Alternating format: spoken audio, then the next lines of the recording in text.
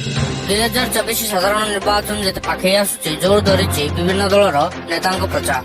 ସେହିପରି ବିଜେଡି ପ୍ରାର୍ଥୀଙ୍କ ପ୍ରଚାର ମଧ୍ୟ ଜୋର ଧରିଥିବା ସାଧାରଣରେ ଚର୍ଚ୍ଚା। ମଙ୍ଗଳବାର ଦିନ ଅପରାହ୍ନ ସମୟରେ ଦିଗପହଣ୍ଡି ନିର୍ବାଚନ ମଣ୍ଡଳୀର ବିଜେଡି ବିଧାୟକ ପ୍ରାର୍ଥୀ ବିପ୍ଳବ ପାତ୍ର ନିଜ ସମର୍ଥକଙ୍କ ସହ ମିଶି କୁକୁଡ଼ାଖଣ୍ଡି ବ୍ଲକର ଲାଞ୍ଜିଆ ପଞ୍ଚାୟତର ଲାଞ୍ଜିଆ, ଭଗବାନପୁର, ବାଳକୃଷ୍ଣପୁର, ବାଘଜରି, ପତିତ ପାବନପୁର, ଟିବାଡ଼ିଆ ଆଦି ଗ୍ରାମକୁ ଗସ୍ତ କରି ନିର୍ବାଚନୀ ପ୍ରଚାର ଜୋରଦାର କରିଛନ୍ତି। ଶ୍ରୀ ପାତ୍ର ଲାଞ୍ଜିଆ ପଞ୍ଚାୟତରେ ପହଞ୍ଚିବା ପରେ ଦଳୀୟ କର୍ମୀ ଓ ଗ୍ରାମବାସୀ ମୁହଁରୁ ସ୍ୱାଗତ ସମ୍ବର୍ଦ୍ଧନା ଜଣାଇ ଏକ ବିରାଟ ପଟୁଆରରେ ବାହାରି ଘରକିଆ କରିଥିଲେ। ତାହା ସହ ନବୀନ ସରକାରଙ୍କ ବିଭିନ୍ନ ଯୋଜନା ଗୁଡ଼ିକ ଲୋକଙ୍କ ପାଖରେ ପହଞ୍ଚୁଛି କି ନାହିଁ ପଚାରି ବୁଝିବା ସହ ନବୀନ ସରକାରଙ୍କ ବିଭିନ୍ନ ଯୋଜନା ଗୁଡ଼ିକ ମାଧ୍ୟମରେ ଲୋକଙ୍କୁ ଜଣାଇଥିଲେ। ଏହି କାର୍ଯ୍ୟକ୍ରମରେ ବିଧାୟକ ପ୍ରାର୍ଥୀ ବିପ୍ଳବ ପାତ୍ରଙ୍କ ସହ କୁକୁଡ଼ାଖଣ୍ଡି ବ୍ଲକ ଅଧ୍ୟକ୍ଷ କାମାକ୍ଷା ପ୍ରସାଦ ପାତ୍ର, ସ୍ଥାନୀୟ ସରପଞ୍ଚ ଅନିଲ ଗୌଡ଼, ବିଭିନ୍ନ ପଞ୍ଚାୟତରୁ ଆସିଥିବା ସରପଞ୍ଚ ଓ ସମିତି ସଭ୍ୟ ସମେତ ସ୍ଥାନୀୟ ଅଞ୍ଚଳର ଶତାଧିକ ବିଜେଡି କର୍ମୀ ଓ ଜନସାଧାରଣ ଉପସ୍ଥିତ ରହିଥିଲେ।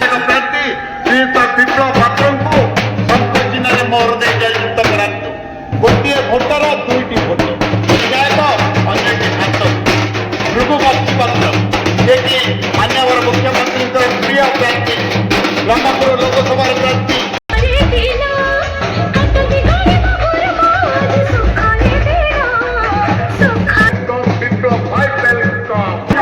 ଓଡ଼ିଶାର ମୁଖ୍ୟମନ୍ତ୍ରୀ ନବୀନ ଭୋଟର ଭାଇ କ'ଣ କରିବା कौन कहे मुख्यमंत्री को षष्ठ थर आम नवीन पट्टनायक को मुख्यमंत्री करने आम चाहूँ। विप्लव पात्र को एवं आम प्रथम निर्वाचन मंडली प्रथम निर्वाचन विप्लव पात्र बहुत भोटे विजय। परिचय आज्ञा अच्छा आपण गाँ को आज विप्लव पात्र निर्वाचन प्रचार को आसते केमती स्वागत संबर्धना करते केमती माहौल थिला कौन कहे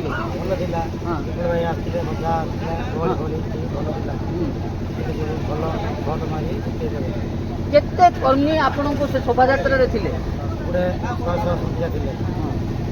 कौन चाहूँगी जे षष्ठ थर माने जो निर्वाचन आसुची कौन कहे कौन चाहूँगी मुख्यमंत्री नवीन पट्टनायक परिचय अच्छा आपण गाँ को आज विप्लव पात्र निर्वाचन प्रचार को आसते आपको नहीं कौन कहे विप्लव पात्र निर्वाचन पत्र आसते बहुत खुशी अच्छी लाजिया, बालकृष्णपुर, भद्रवाली, बिरियाडिया, पतित पावन सब गाँ बुलिकी आम सब भोट प्रचार करूँ एवं विप्लव भाई सब बुलूँ से विप्लव भाई को अधिक भोट जितेबा आम आशा। मुख्यमंत्री नवीन पट्टनायक को आम धन्यवाद जनाऊँ पांड्यान को धन्यवाद जनाऊँ।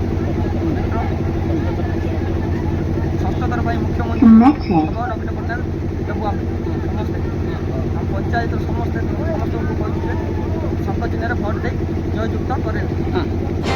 Brahmapur report news 10 Odisha.